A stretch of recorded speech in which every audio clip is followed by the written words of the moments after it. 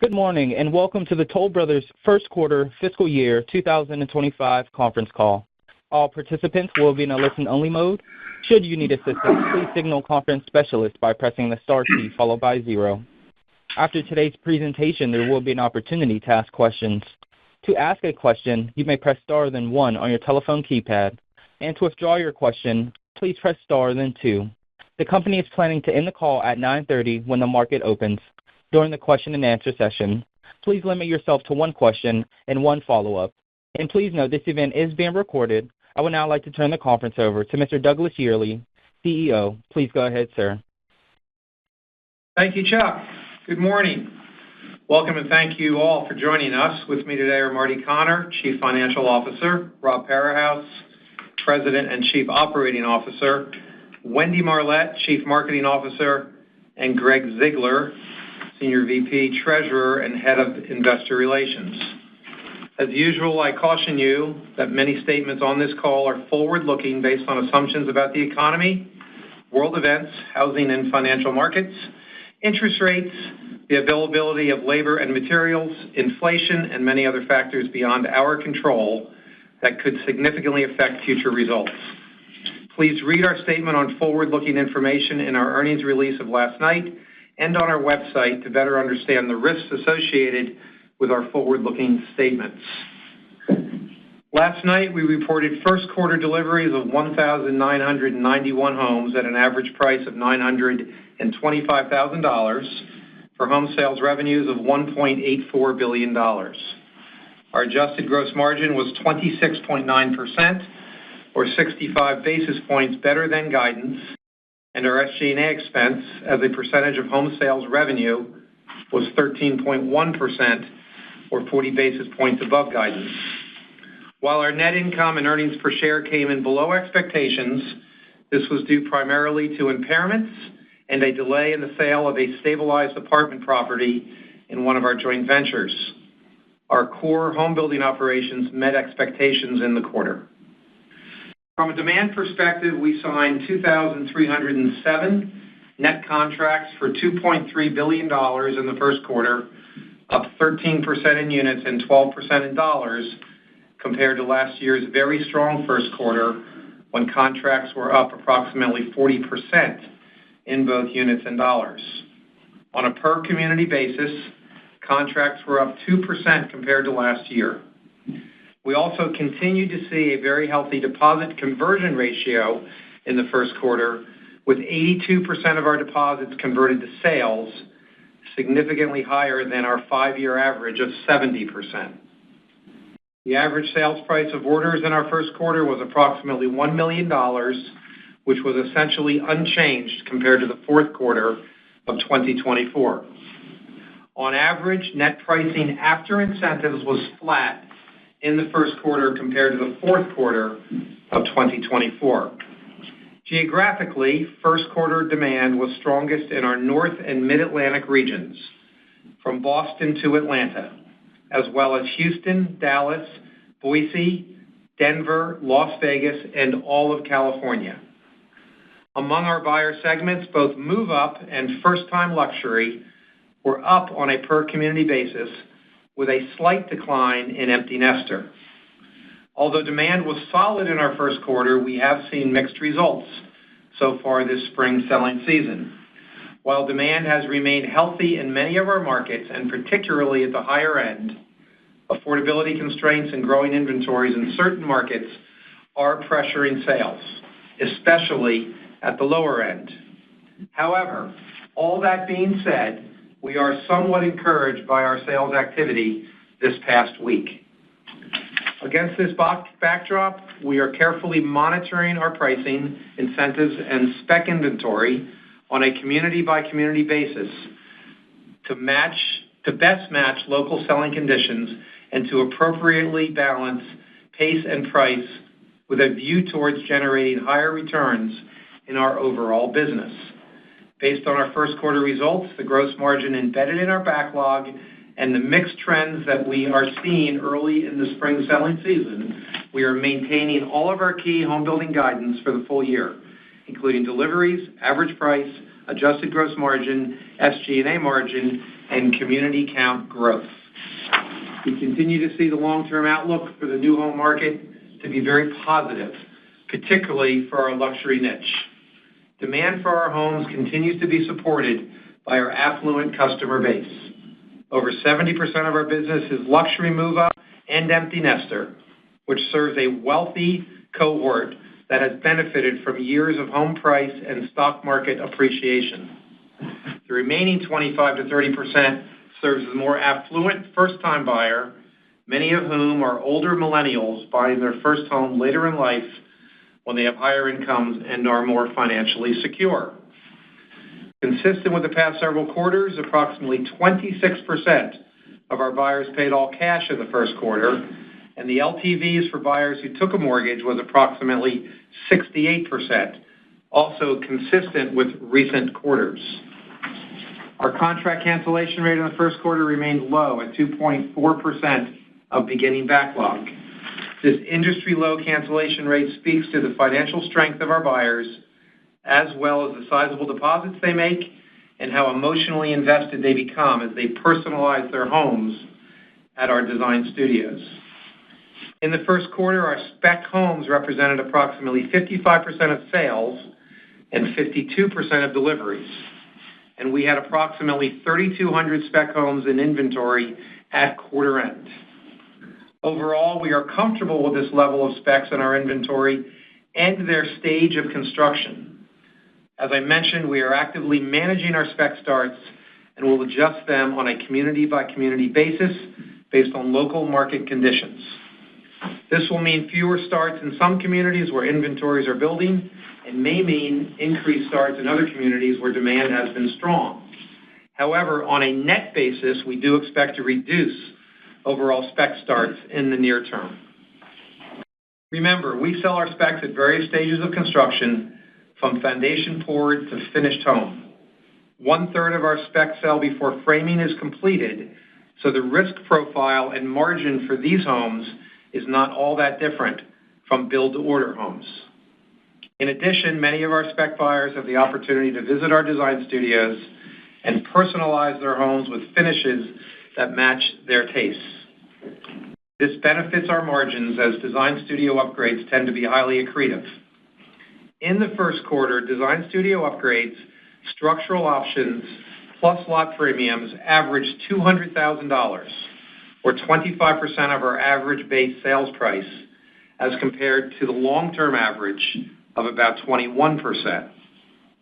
At first quarter end, we were operating from 406 communities, slightly below the 410 that we guided to last quarter. We continue to target 8 to 10% community count growth in fiscal 2025, which would put us at 440 to 450 communities by fiscal year end. In the quarter, we saw modest improvements in our construction cycle times as we continue to focus on increasing production efficiency. We have not seen any immediate supply chain impacts from tariffs or labor shortages due to changes in immigration policies, although we are monitoring developments closely and will pivot as necessary to deal with any issues that arise. We have all learned valuable lessons from the supply chain shocks we navigated through a few years ago with the pandemic. Turning to land, at the first quarter end, we owned or controlled approximately 77,700 lots, 56% of which were optioned. We are pleased that we continued to make progress in the quarter towards a goal of 60% optioned and 40% owned. Our solid land position provides us flexibility and allows us to be highly selective and disciplined as we assess new land opportunities.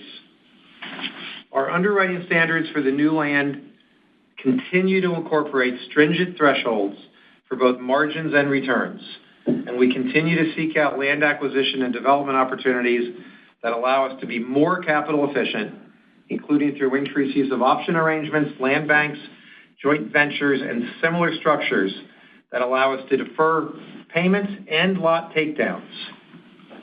Our balance sheet is very healthy. We have increased liquidity, low net debt, and no significant debt maturities this fiscal year. As announced last week, we recently extended the maturities of our credit facilities to February 2030 and upsized our revolver to $2.35 billion. We also continue to expect strong cash flow generation from operations this year and reaffirm our $500 million of targeted full-year share repurchases. We expect to continue investing in the growth of our business while simultaneously returning excess capital to our shareholders. With that, I will turn it over to Marty. Thanks, Doug. First quarter net income was $177.7 million, or $1.75 per share diluted. These results were below expectations due to impairments and lower than projected joint venture land sales and other income. The miss on joint venture and other income was mainly due to a delay in the sale of a stabilized apartment building from one of our joint ventures. We now expect this sale, which is under contract, to close in the second half of fiscal 2025. Positively, our core home building operations met expectations. In the first quarter, we delivered 1,991 homes at an average price of $925,000 and generated home sales revenue of $1.84 billion. The average price of homes delivered in the quarter was at the low end of our range due primarily to mix, as we delivered more homes in our mountain region and had fewer deliveries in the North and Pacific regions than we had projected. As Doug mentioned, we signed 2,307 net agreements for $2.3 billion in the quarter. This was up 13% in units and 12% in dollars compared to the first quarter of fiscal year 2024.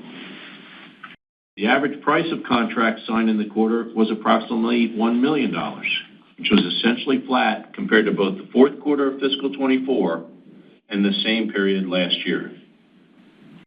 Our first quarter adjusted gross margin was 26.9%, 65 basis points better than our guidance of 26.25%.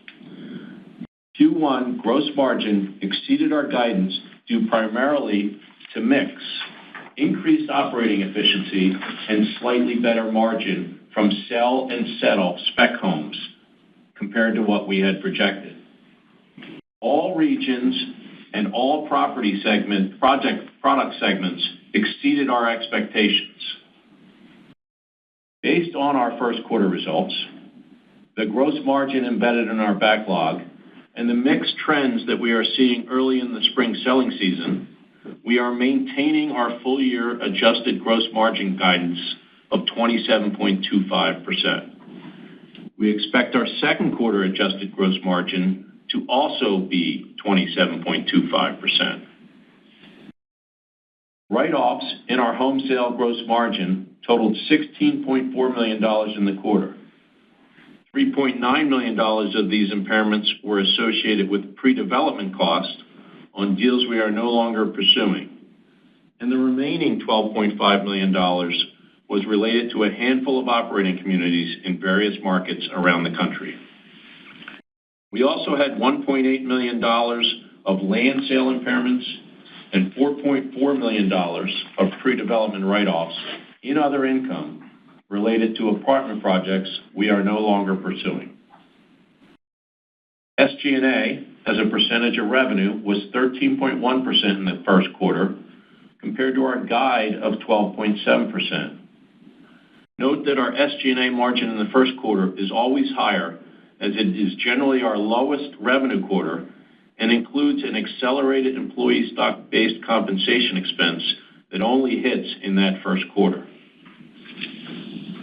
The 40 basis point SG&A miss relative to our guidance was due to the loss of fixed cost leverage due to lower than anticipated home building revenues, as well as due to higher than anticipated selling and marketing expenses in the quarter.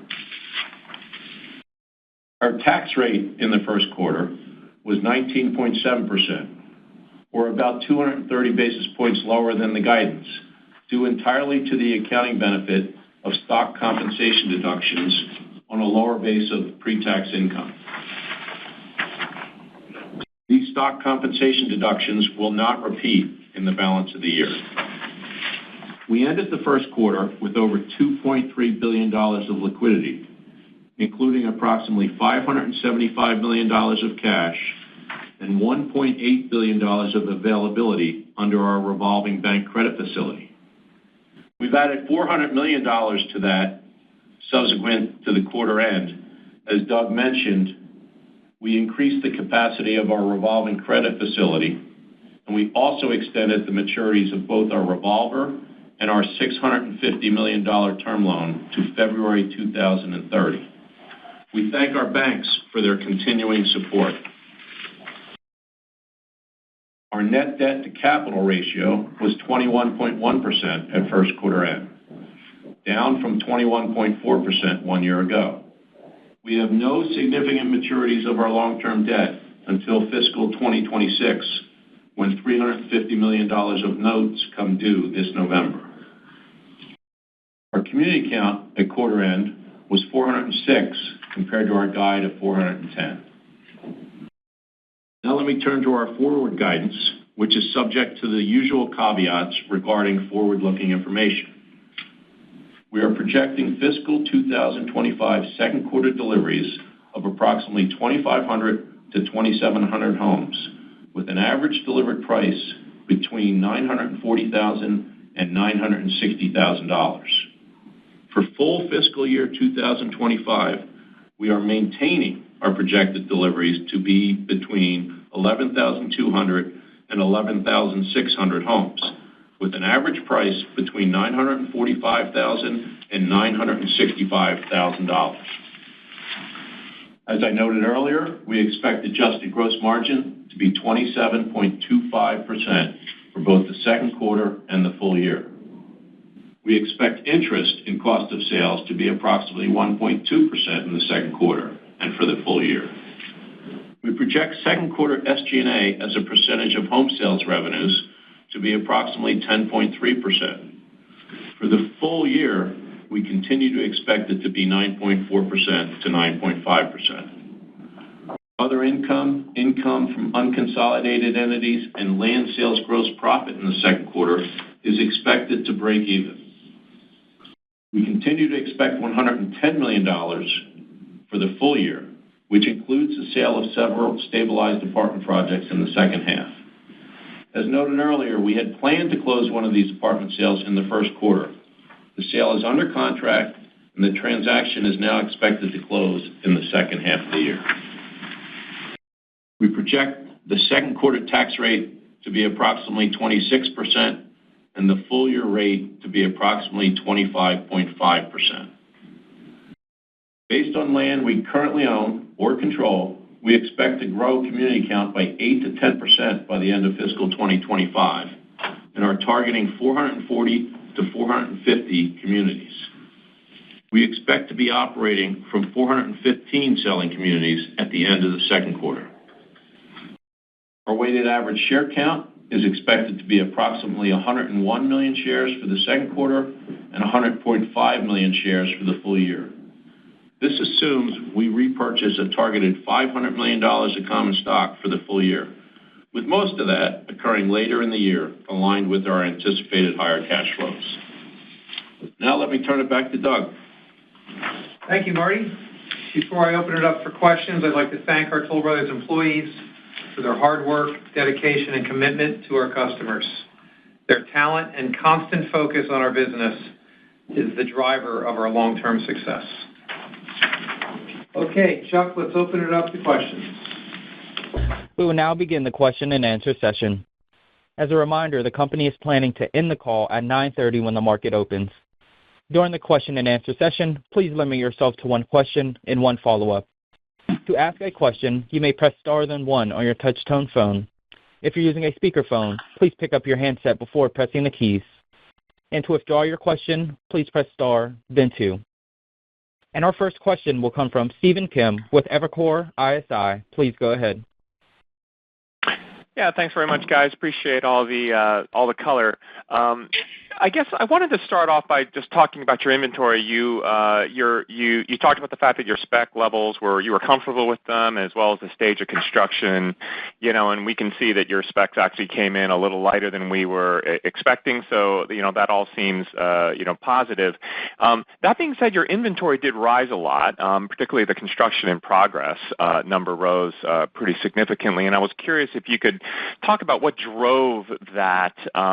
Was there something about the land or the land on which you're building these homes which has a greater value?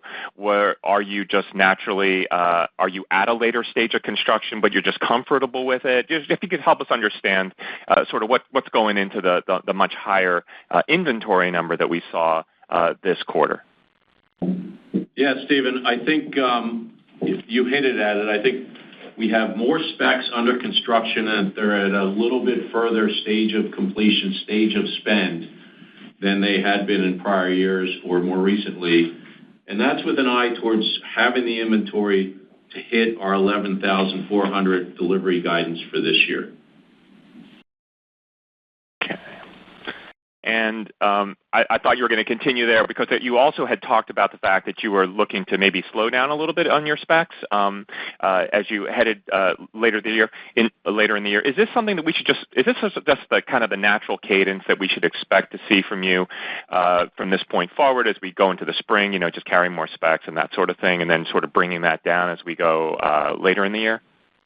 Yeah, Steve, we definitely focus on seasonality, when most buyers are in the market, when most buyers want to move in, which is generally the summer months, and we try to time the start and the construction and, of course, then the completion of our spec inventory so it lines up with seasonality, and I think that's what you're seeing right now. We have 3,200 spec homes that are at the beginning of framing or forward, so framing and beyond. And then we have about 1,000 specs that are sitting at foundation. Some of those are on hold at foundation, where we haven't yet released them for framing. And then we have about 1,600 specs that are sitting at permit that have not been released yet for foundations to go in. And this is all strategic. It's all based on the timing of the year. We're very comfortable with where the levels stand. We did this on purpose to set up for the spring and for the summer delivery. Over short-term timing, we do expect to cut back a bit on the new spec starts.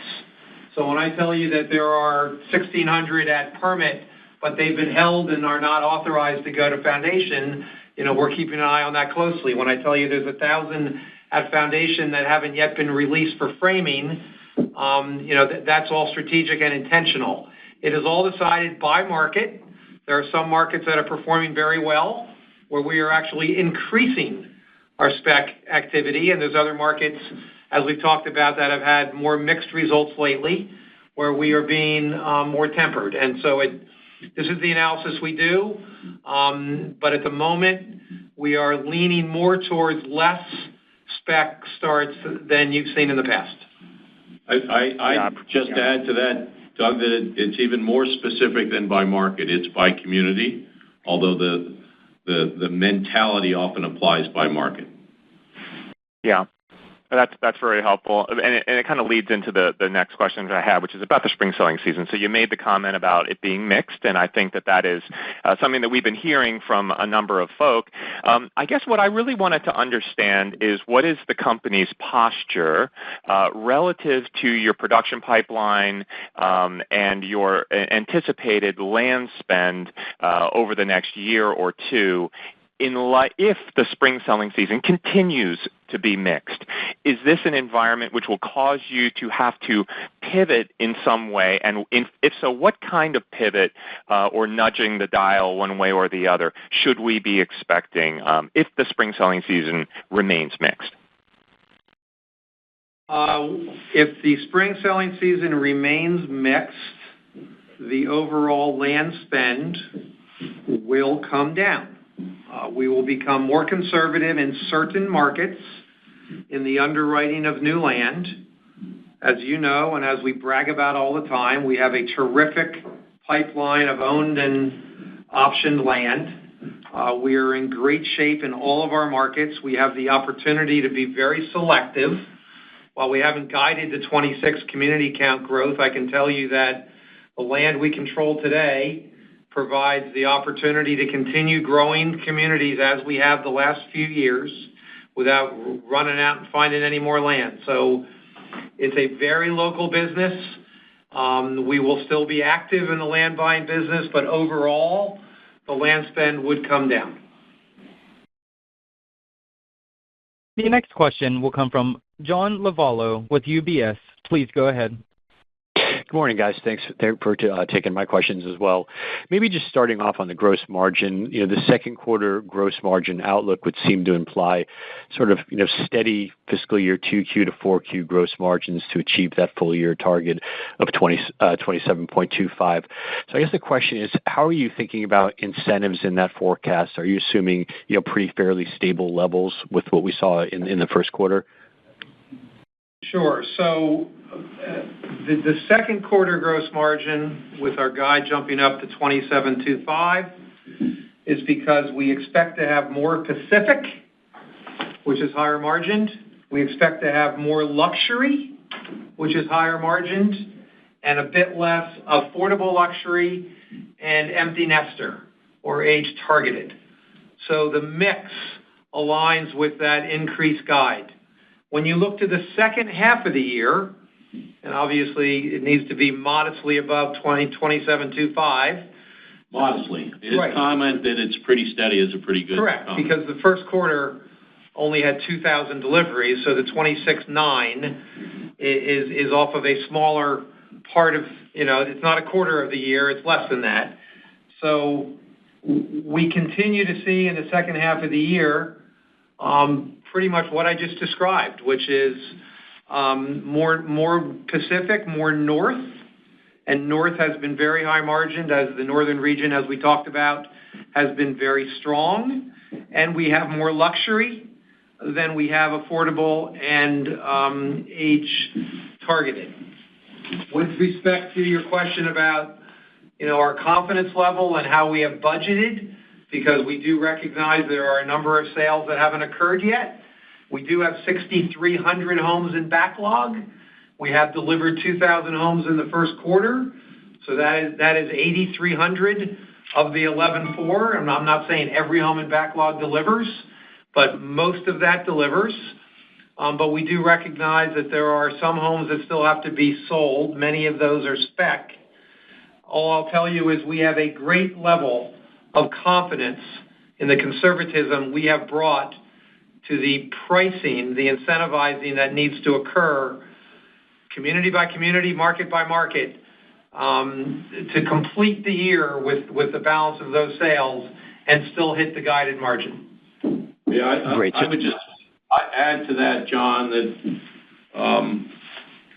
the specs we have, with roughly 1,000 of them complete, and so the cost there is known. There's no variability in that cost. And the specs we have under construction, which is another 2,300 or 2,400 behind that, are contracted for, so the costs are pretty well locked down there. Gives us further confidence in terms of what we will sell and settle from this point forward through the balance of the year. And we base our estimates based on what we're seeing in the market most recently for the balance of the year with some conservatism. Okay, so you're not assuming any relief from rates or any pullback in incentives is what I was trying to get at. Okay, no. That's helpful. And then, on some of the lower price inventory negatively impacting sales, I'm curious, what price points specifically that you were seeing some of that competition, what markets you're referring to. I mean, we've heard from some of the, more entry-level focused folks that the inventory at the very low level is still fairly limited. So I'm just curious where you guys were seeing that, that real competition intensifying. Sure. So, when we go down in price, it's not nearly as low as many of the other builders and what many define as a starter market. Our 25 to 30% of our business that is first-time buyer is still the affluent luxury end of the first-time buyer. They're a bit older, late 30s. They may have a combined family income of $200,000, and they can afford a $600,000, $700,000, $800,000 home, even in today's rate market. So we rarely go down into the territory where I think there's been the most pain and there's the most affordability pressure. I mentioned in my prepared comments our stronger markets. The softer markets in the first quarter included Jacksonville, Tampa, San Antonio, Phoenix, Reno, Salt Lake City, and Portland, which are very small for us. But I will say, based on the last week or so of activity, and it's very early, this is a very fluid market, we are a bit encouraged by what's happened in the last week or so in several of these markets that were soft in Q1. So I would, if it was 1 week you're asking me about, I'd probably take Jacksonville, Tampa, and even Phoenix off the list. But again, I'm not going to be all that bold because it's 1 week. But those would be the places where we're feeling the most pressure, particularly as you come down a bit in price.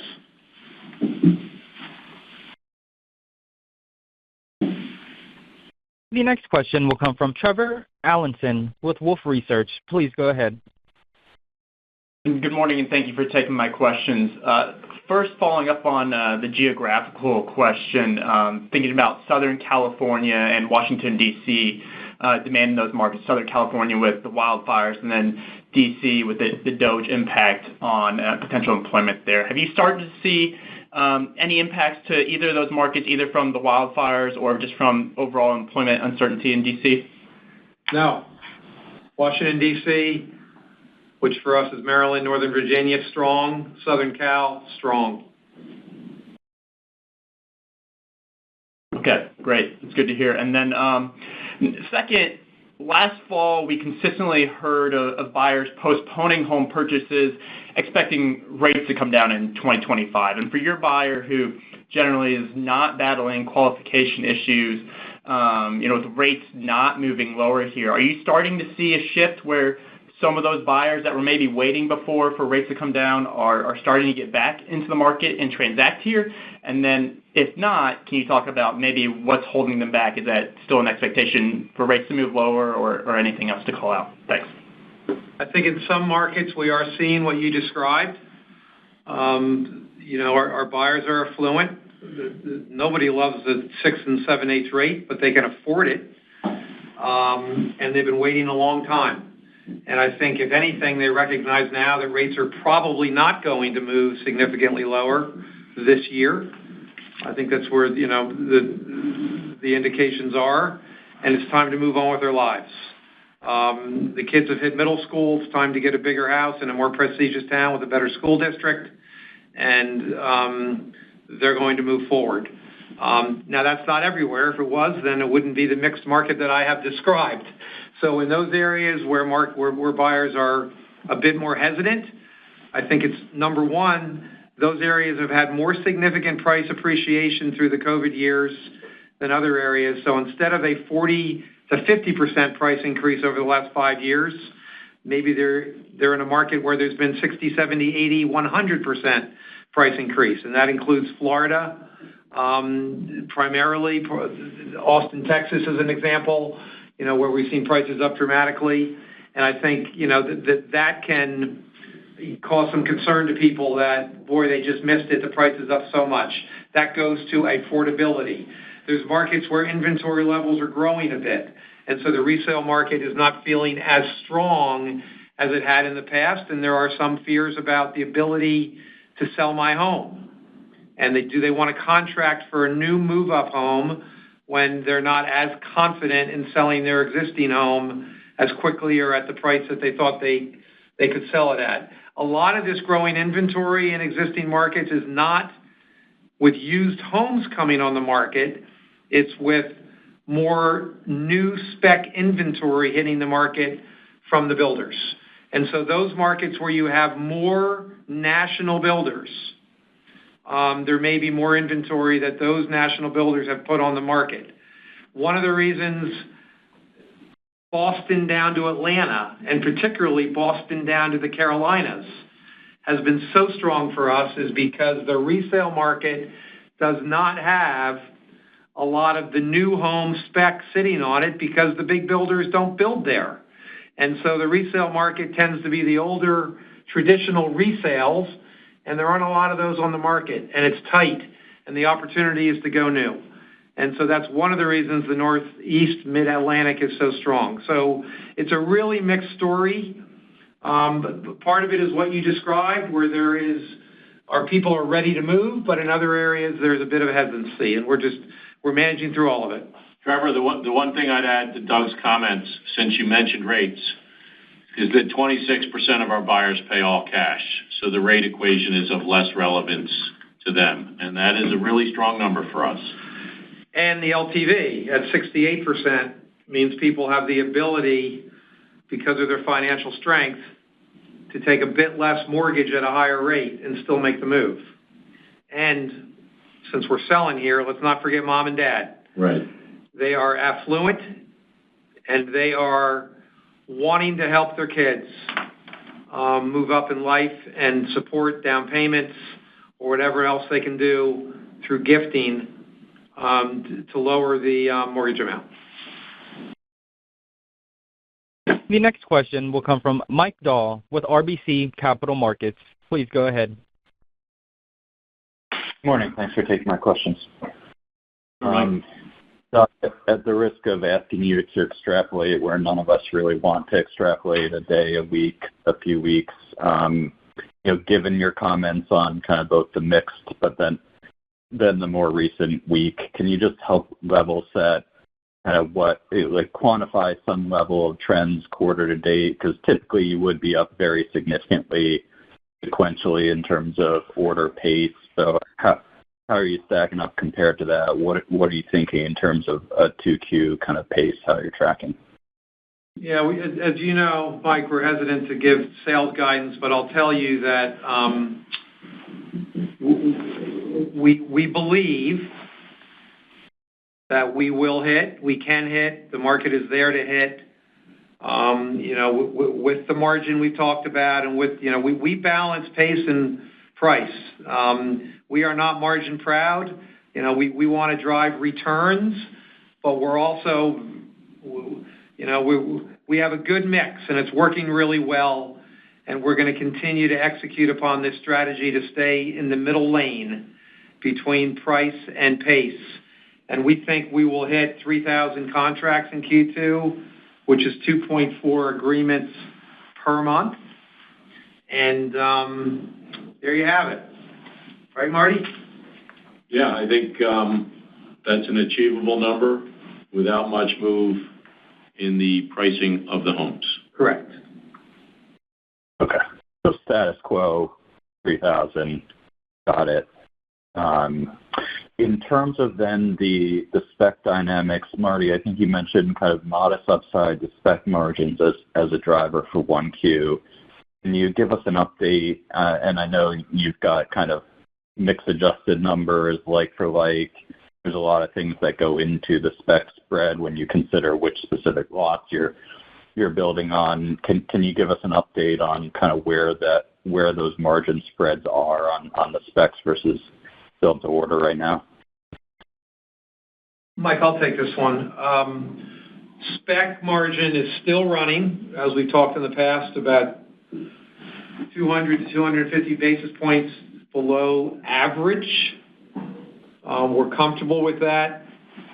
We did a little better in the first quarter, which is why the margin was up. And when we look at our spec that is now in our backlog that we'll be delivering, at some point here, one of the reasons we're comfortable with our guide going forward is because it's doing a bit better than that.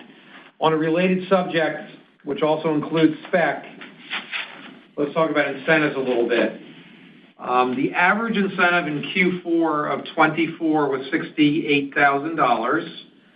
The average incentive in Q1 of 25 was $62,000, so it came in by $6,000. We ended Q1 25, or started Q2 25, with an incentive at 55,000. So it had come down another 7,000 from the average in Q1. And with the mixed market we have described, in some markets, we're raising prices and cutting incentives, but in other markets, we know we will be giving back some of that improvement to take it back to what might have been the average in Q1. And we have all of that built in, plus some additional cushion when we talk about, the returns we expect over the balance of the year. So that's where things stand right now. The next question will come from Michael Rehaut with J.P. Morgan. Please go ahead. Great. Thanks for taking my questions. Good morning, everyone. Hi, Mike. So I just wanted to circle back to, your comment of mixed results, and I think there was a question about if those mixed results were to continue, how would that affect, the rest of the year? And, the answer that you gave, it was interesting in that it didn't, it appeared that, your reiteration of full year guidance is in some ways, I guess, kind of incorporating the current state of mixed results. In other words, kind of reflecting where we are today. So I wanted to know if that kind of, my take on that is kind of accurate. And, in other words, with maybe the present state where you just described, you're maybe raising prices in some communities, raising incentives in others. If that current state, again, in some of the mix of pricing actions here, anticipating in response to that mixed results type of dynamic, if that's all kind of incorporated in your current guide. Yes. We are anticipating, with the guidance we have given for the second quarter and the full year, we have assumed a continuation of this mixed market. Right. Okay. That's helpful, and I think important just to obviously state explicitly. Mike, I think it's also important to remember our backlog is 2/3 of what we have left to go. Right. So we're really talking about the other 3,300 homes that we haven't sold and settled yet that have the, I'll say, variability and potential to impact positively or negatively our margin guidance. Right. No, that's fair as well. And I guess, you was very helpful, Doug, in terms of walking through, the dollar percentage, the dollars of incentives, 4Q, 1Q, and where you stand today, which is pretty impressive. All the, I guess, just to level set that, what was the average incentive in fiscal 24? And, I guess with any kind of forward-looking view on land cost inflation, how are you thinking about land cost inflation this year and perhaps next year?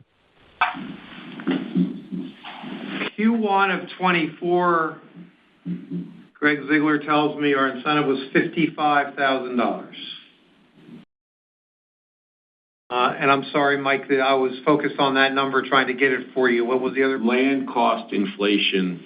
What do we think? Thank you. Apologies. Very happy with deal flow. We continue to find good action with our strict underwriting of a combination score of gross margin and IRR. It's modest. I would say low to mid single digit.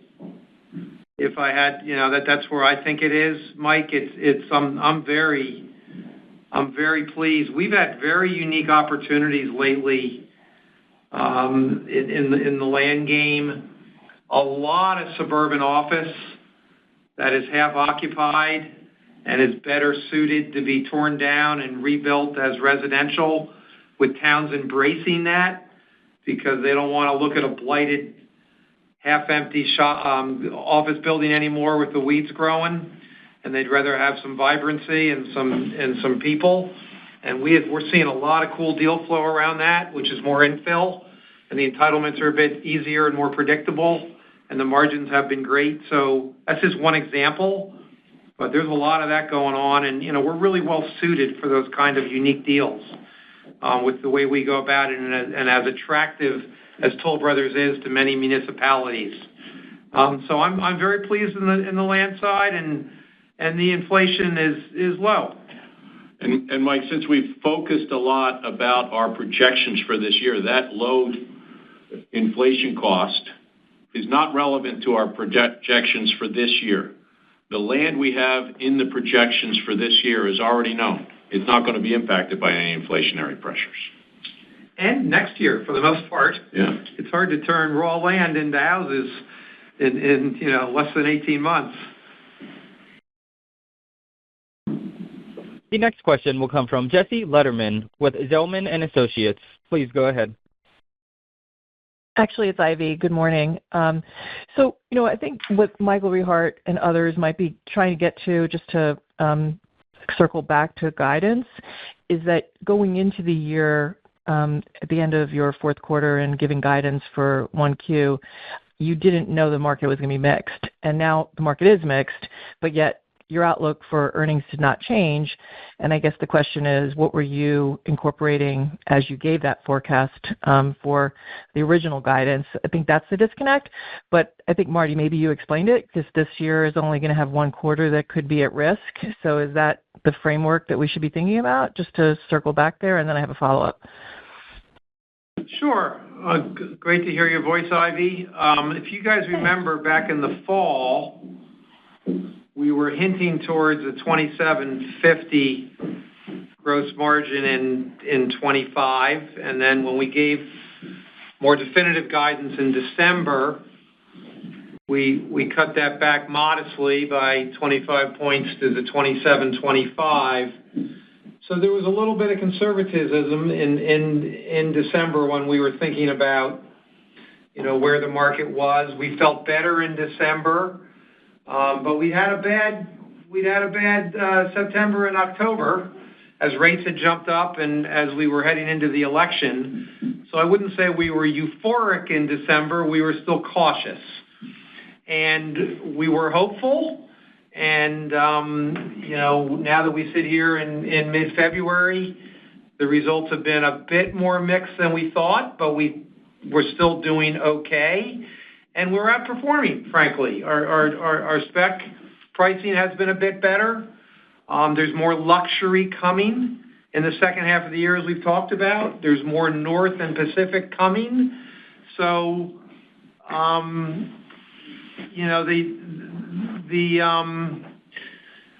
we're just feeling good about where we are. That's all I can tell you. And part of that might have been a little bit of conservatism that we built into what we said in December, which I'm glad we did. Got it. No, that's helpful. And I think going back to the last question on land, we don't know if you can quantify for us how much land still remains that would have been purchased pre-COVID, and if in fact there is a decent amount still that you will be able to go vertical on at low cost basis. I think we like the term contracted for rather than purchased. Ivy, just to be clear, because some of it might have been purchased more recently, but based on a price that we set pre-COVID. We used December of 2020 as our pre and post-COVID. And we think it's approximately 30% of our land bank right now is still priced pre-COVID. 50% of what we owned and 40% of what we settled. The next question will come from Rafe Jadrosich with Bank of America. Please go ahead. Hi, good morning. It's Rafe. Thanks for taking my question. How are you, Rafe? Just kind of following up on the comment about the kind of current absorption pace and the demand trends have been a little bit more mixed. If we see sort of the absorption pace kind of stay like this over the intermediate term or over the next few quarters, do you still think that you'll be able to hold this 27% gross margin range? Or if the absorption sort of stays at this level, you mentioned that you're not margin proud, would you kind of lean a little bit more into incentives? Well, we're not going to guide beyond 25. We're very confident in what we've given all of you for the second quarter and the balance of the year. You say if this market sticks. I think if this market sticks, since we already said we're assuming it sticks with the guide we've given, then we are confident in this range of margin. However, if to take it to the next level, if the market gets better, you're going to see better margins out of us because we love raising prices. No better way to create urgency than price increase coming next Monday. And if the market was to soften, we're not going to stand proud and not sell homes and try to hang on to a margin that's not attainable. We're going to manage our business, which means there will be an intelligent, thoughtful, local decision being made between pace and price. And that's how we go about it. We are encouraged. I talked about how the incentive had come down as we started Q2 and how we're able to keep that incentive down in some markets, but we might have to give some of it back in others. We've already begun doing a little bit of that, and we are encouraged with the elasticity of demand, meaning as we throw a few more bucks at it, buyers are responding. And that is certainly a good sign. There's nothing worse than the inelasticity where it doesn't matter what you do, the buyers are on the sidelines. So we are encouraged by what we're seeing in those markets that have required a little bit more of an incentive. Thank you. That's helpful. And then just on the SG&A, you called out that it was higher in the first quarter. Some of it just has to do with lower deliveries, but also higher selling expenses. And then you still have deleverage in the second quarter as well, but then leverage in the second half of the year. Can you just talk about what's driving it higher in the first half, but kind of sort of where does the leverage come from in the second half, and how we think about just SG&A dollar inflation going forward? Sure. The biggest driver, we had a little bit of a creep in sales and marketing expenses, but the biggest driver is just the leverage off of revenue. In the second half of 2025, we expect $6.6 billion of revenue. In the second half of 2024, we had $6 billion of revenue, so we have $600 million more revenue in the second half of 25 than 24, and the SG&A was 8.6% in the second half of 24, and so we believe it's going to be in the low eights for the second half of 25 based off of leverage with that additional revenue I just described, and that is what brings home the full year guide.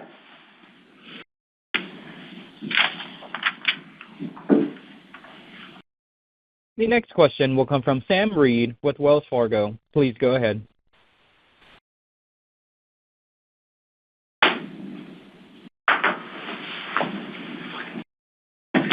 Sam, we can't hear you. Mr. and Mrs. Reed, your line is muted. Our next question will come from Alex Barron with Housing Research Center. Please go ahead. Yes, thank you. Good morning, guys. Hey, Alex. Good morning, Alex. I wanted to ask about your specs. Are they mainly concentrated in your lower price points, or are they across, all price points? They're across all price points, but they lean a little bit towards the affordable luxury side because I think we're more comfortable at speccing $800,000 houses than we are $2 or $3 million houses. But it's across the board, but it leans a little bit to the more affordable end. Got it. And in terms of you guys, stepping on the brakes, I guess on new permitting or new specs, I think that makes a lot of sense. Is it your sense that other builders are starting to do that as well? And can you quantify, are you guys just talking about delaying what you've already sort of spec'd and started, or you're, how can we get our arms around what stepping on the brakes would mean for you? Yeah, we may be pumping the brakes a little bit. I don't think we're stepping on the brakes, but we are. It's a fair comment. And Alex, I don't think we have enough intelligence in the field yet to be able to give you a definitive answer on whether the other builders are similarly pumping the brakes. I am encouraged by some builders' comments on earnings calls or elsewhere that they too are being a bit more cautious in their spec starts. This concludes our question and answer session. I would like to turn the conference back over to management for any closing remarks. Please go ahead. Chuck, thank you very much. Thanks everyone for your interest and support. As you all know, we are always here to answer any questions you may have individually. And stay warm. I think we're 24 degrees in Philadelphia today. Or I hope you're somewhere where it is warm. Take care. Thank you. The conference is now concluded. Thank you for attending today's presentation. You may now disconnect.